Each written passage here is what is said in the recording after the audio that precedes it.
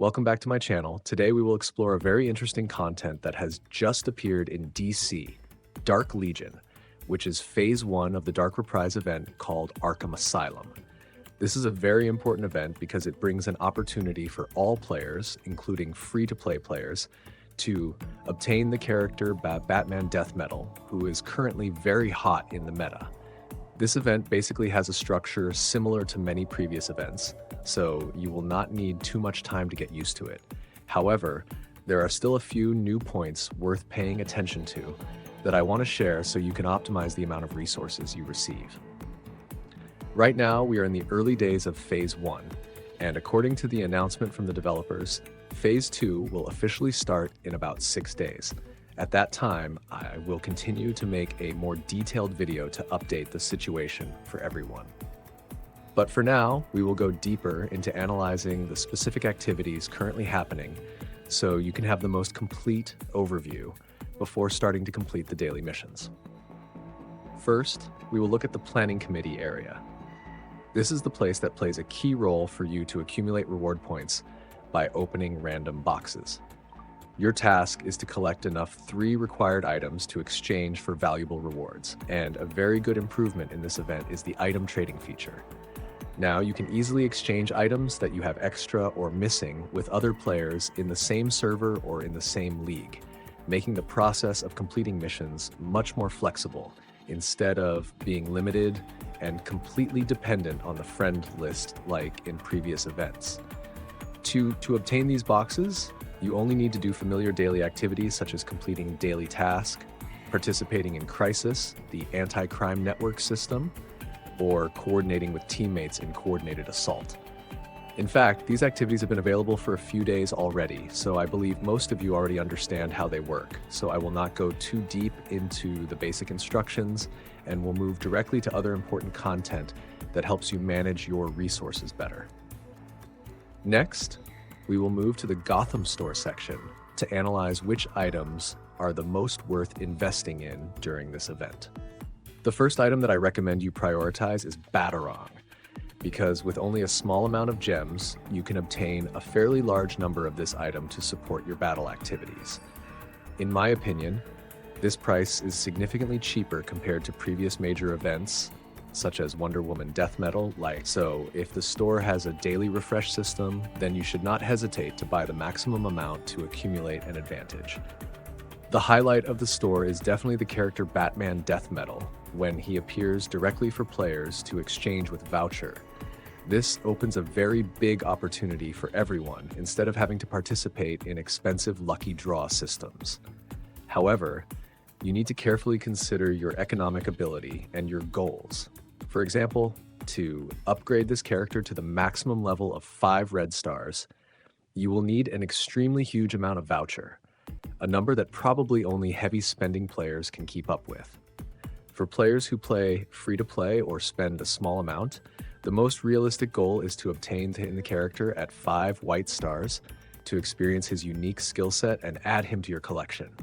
Because if he is only at a low star level, then it will be difficult for him to carry the team strongly like heroes that have been invested in before. A very important note is that you should patiently accumulate enough Voucher required for a full character fragment exchange before making the purchase. Avoid buying small amounts when you do not have enough, because if the event ends and you still do not have enough fragments, then the Voucher you already spent will become very wasteful. In case you feel Batman Death Metal does not fit your current team, you can absolutely use this resource to invest in Anvil or fragments of heroes from the Bat family group. Especially focus on getting Red Hood because the other 3 characters can be obtained when you draw Nightwing if you really want to play the Bat family team. Red Hood is actually not weak at all. He can reach more than 100% evasion. With this number, no one can deal damage to him if they do not increase accuracy.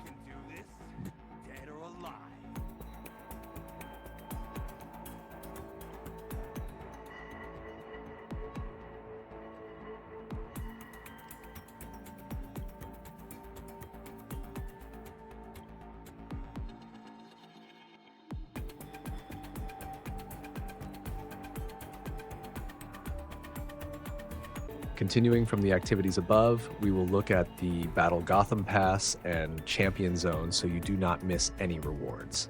For the Gotham Pass, if you are a player who is aiming to obtain Batman Death Metal, unlocking the legendary package is a very reasonable choice to receive more Batarang. The daily missions here are relatively simple, and I have explained them in great detail in previous videos, so you can go back and watch them if needed. However, there is a small tip for free-to-play players. Always keep at least 3 Batarang in your inventory to complete missions during the final days of the event. Avoid using them all too early, which could lead to being unable to complete daily tasks and losing important points. Besides that, the Champion Zone is also a place you should not ignore. Although this area is designed for players who want to spend Planet Coin to receive additional premium privileges, free-to-play players can still log in daily to claim free rewards. Collecting these small rewards every day may seem minor, but over time it will help you accumulate a significant amount of resources to support the long-term development of your team. Finally, we will move to the most important content of this event, which is the detailed guide for Battlefront Gotham. This is where you will directly use the Batarang you have accumulated to attack the monsters occupying Arkham Asylum in order to receive random rewards. The monster system here is divided into 2 types, normal monsters and elite monsters. A small note is that when you defeat normal targets consecutively, you will trigger the appearance of elite monsters with much more valuable item drops.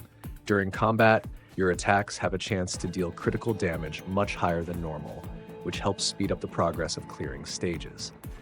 Especially if luck is on your side, the system may activate a free attack state, allowing you to perform the next attack without consuming any Batarang in your inventory. However, you must pay very close attention to the event ending time, because when the event period ends, all unused Batarang, as well as any remaining repeller voucher in the store, will be automatically collected and converted by the system.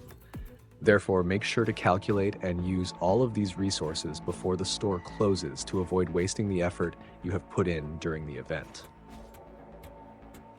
In summary, I think this event has a moderate level of difficulty, and the item exchange system is much more flexible compared to previous events, which makes it easier for the player community to access valuable rewards, especially compared to the Wonder Woman Death Metal event, which I think was harder to approach. However, for long-term strategy, I still want to emphasize that you should prioritize strong characters that you already own at a high star level. For example, my Nightwing.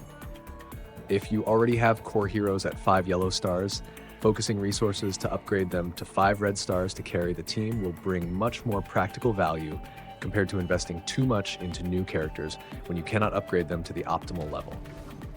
Do not feel pressured to chase every new trend.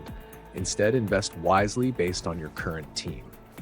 It is completely fine to treat this event like other events and simply try to collect as many Anvil as possible, because these death metal characters will not help you much if you cannot raise their stars high enough.